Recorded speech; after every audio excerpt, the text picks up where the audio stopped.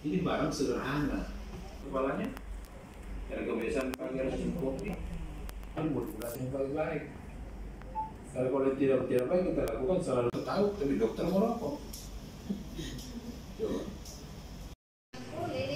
Sudah ada. Iya. Ini ada asbaknya apa?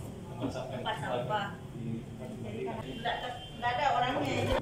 Ada puntung. Ini ada puntung. Oh iya. Iya. Iya. Mudah-mudahan.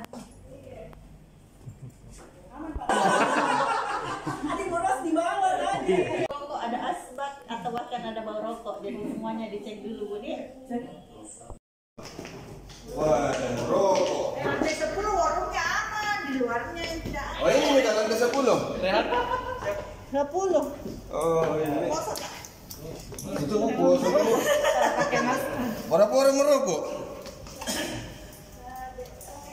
Catat kirim nama.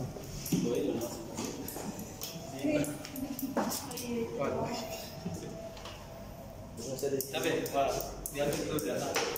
Mungkin di bagian sini boleh nih. Iya, kami ada kuat merokok. Ya. Lantai 10 ini. 10. Hah? Tidak kok tadi. Tidak ada. Pak tadi kedapatan, mudah-mudahan nanti ke depan tidak seperti itu lagi. Nanti ada di bawah lagi. Masih mau naik? Oke. Berapa lama nih? Nanti kalau kedapatan ya bisa jadi ada sanksi denda. Jadi ini untuk kita mandi kenang-kenangan untuk teguran pertama. Kasih tahu teman-teman tak yang enak supaya tidak lagi di dalam ruangan di dalam padepokan. Oh iya. Oke, Oke, makasih Pak Awi. Jadi, tim ini tinggal melaksanakan tugas. Di mana di situ dinyatakan bahwa ada kawasan-kawasan tanpa rokok. Jadi perda ini bertujuan adalah sebenarnya untuk melindungi masyarakat, terutama masyarakat yang tidak merokok.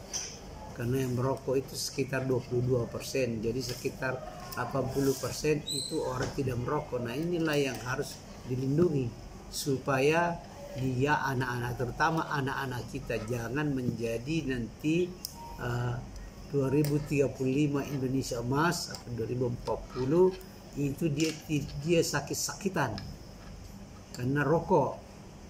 Kenapa? Karena rokok ini bisa menyebabkan penyakitan, dan kalau orang penyakitan susah dampaknya terhadap ekonomi, susah cari uang. Kalau susah cari uang ya jadi miskin. Tidak tahu. Tidak merokok.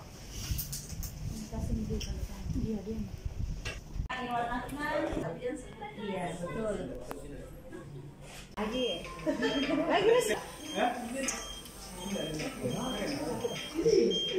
Maunya berapa? 1 sampai 5 itu.